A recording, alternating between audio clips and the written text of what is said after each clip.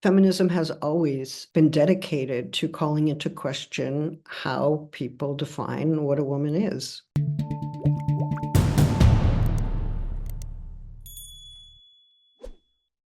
Okay, I have a question.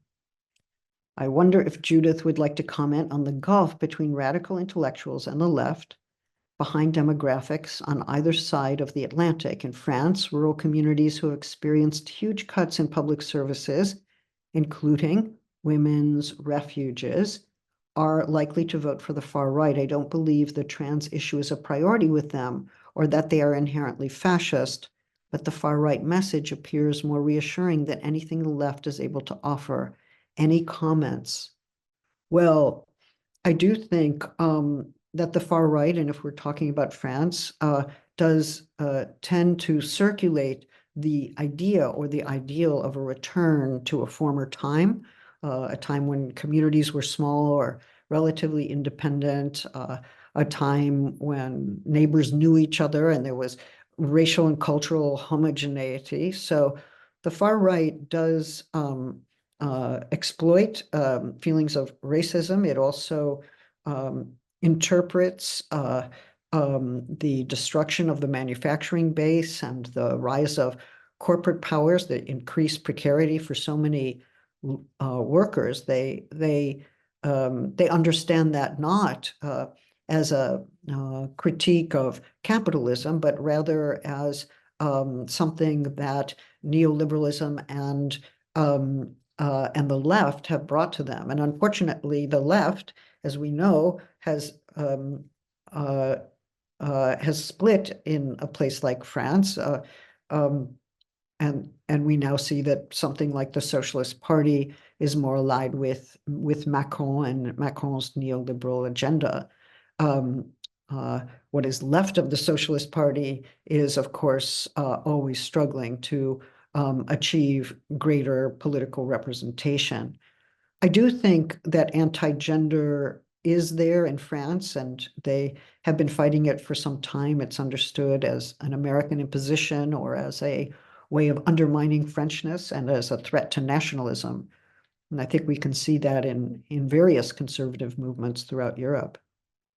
A second question, what role does Judith see for education, particularly in secondary schools, in promoting critical engagement with the diversity of gender expressions?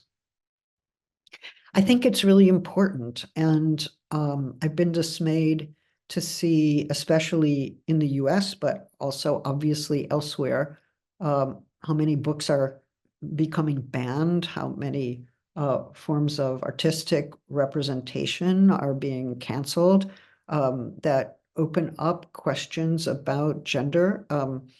And kids of all ages need to know about human sexuality and about gender diversity. They need to know the kind of artwork that's out there, the kind of literature that's out there. And when books and artwork are banned or taken out of the classroom, then children are harmed because they then lack the resources to understand their world. Of course, when books and images are banned, those who are banning them say that those books harm children. The mention of gender harms a child. The mention of slavery in the South, in certain states in the U.S., not just the South, also places like Wyoming, the mention of slavery is said to harm children, or the teaching of gender is said to be a form of indoctrination or seduction.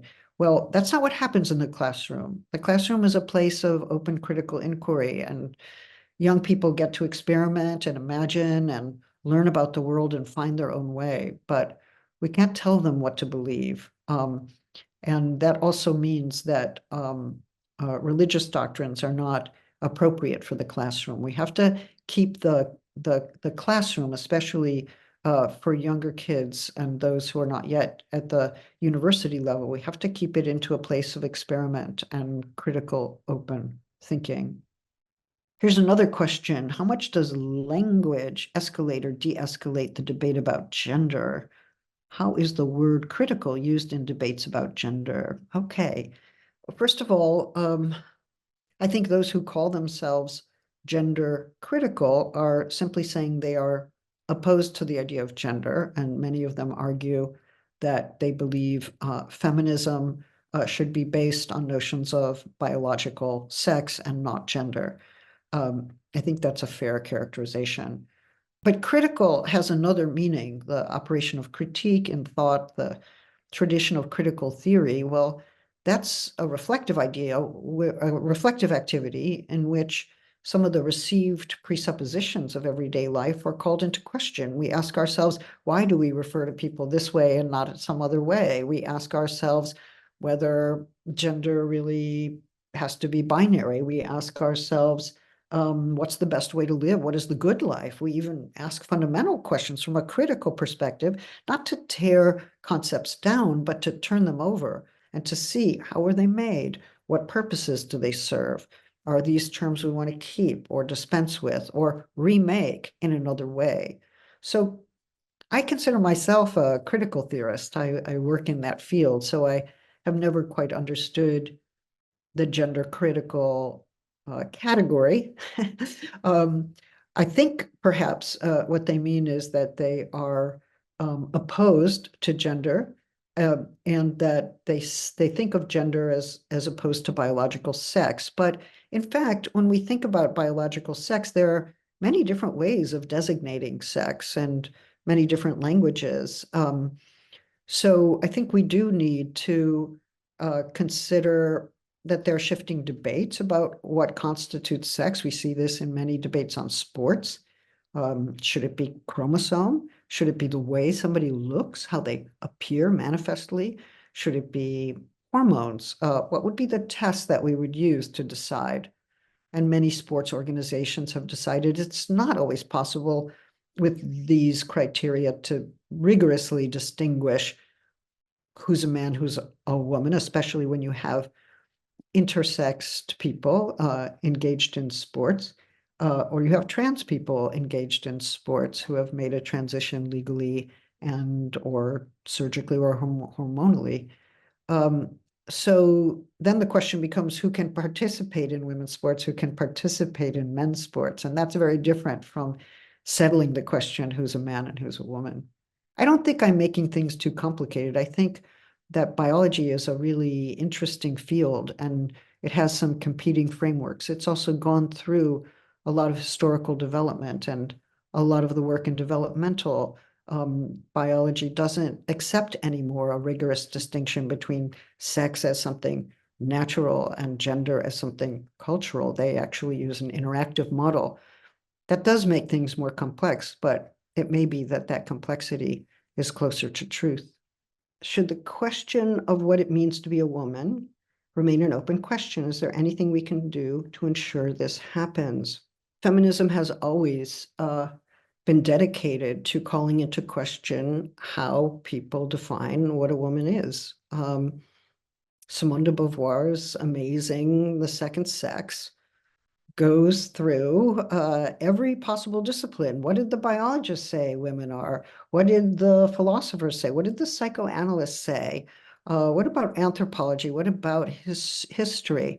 And so many of the definitions of what a woman is turned out to be pretty patriarchally embedded and mobilized. And she stepped back and asked, well, to what extent is the freedom of women to define themselves important to the very category of women? Do we allow freedom to be part of what it is to be a woman, including the freedom of self-definition? So when she said one is not born a woman, she's saying, don't seek recourse to a biological sex to tell me what work I can do, with whom I can live, how I should love, how I should appear. No, one is not born a woman, but becomes one, and one becomes a woman or another gender, I would add, in the course of history, culture, institutions. What does it mean to become a woman in this day and age? What are the ways in which women have been defined, and what are the ways in which they continue to redefine themselves? That process of redefinition has been crucial to a feminist philosophy and politics of freedom. I don't see why trans women are not part of that. They are, at least those who are trans feminists, and I don't see why trans men can't be part of the reproduction of masculinity. It seems all to the good. Masculinity becomes increasingly interesting and capacious and ethical by virtue of that inclusion. So in my view, keeping the definition of gender open is quite important. So when Rishi Sunak says, "What, you can't define what a woman is," we should all say, any definition you might give is one that we, or women more broadly, have the right to contest and redefine, because self-definition is central to feminism. There's no reason why we shouldn't extend that same principle to others. Do you have an opinion on how we can go about reducing animosity and fear around gender debate and in the anti-gender ideology movement more specifically? Well, in my view, it seems like many of the groups that are opposed to one another, they all want an end to discrimination. They want an end to violence. They want equality. They want freedom. They want justice.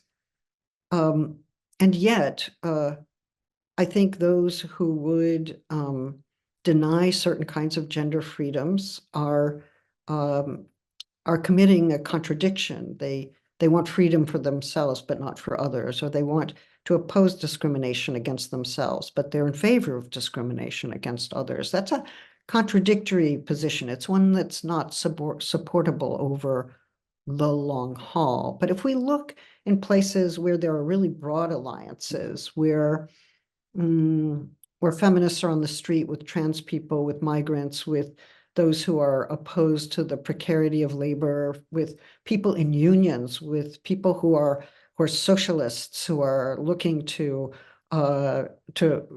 remake the economic system in a way that provides for basic needs and healthcare and shelter and employment. I mean, those are large coalitions. Those people are not the exact same as one another. They don't agree on all issues, but they do have a larger view of what they're opposed to. They're opposed to state violence. They're opposed to rogue violence. They're opposed to discrimination of all kinds. They're opposed to capitalist exploitation. They have a clear idea of what they're opposing. And so the internecine battles are much less important. One accepts them, one lives with them, because solidarity is not the same as love. Even love is probably not the same as love. It always has some aggression and antagonism in it. Well, solidarity certainly does. But I think we have to live with those antagonisms and make them work to our advantage. I wish that there were some ways to bridge this divide more effectively.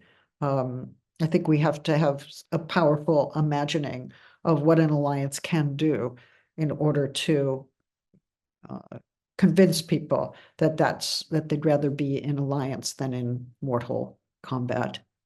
Do I have any final words about how we interact with the phantasm of gender in our day-to-day lives? Well, I think it happens a lot. People make terrible suppositions about each other. They assume something about who you are. They still operate with stereotypes in a lot of different ways. So in an everyday way, that happens. But what has become everyday, what has seeped into our everyday lives, are really authoritarian kinds of policies, censorship, border control, the denial of parenting rights, the de-departmentalization of gender studies, the abolition of sex education, um, uh, the rolling back of rights to reproductive freedom and to gender self-definition. So these are censorious policies that have become part of everyday life. They're rights stripping activities that are becoming more and more common in certain areas of the world where other areas of the world are pushing back.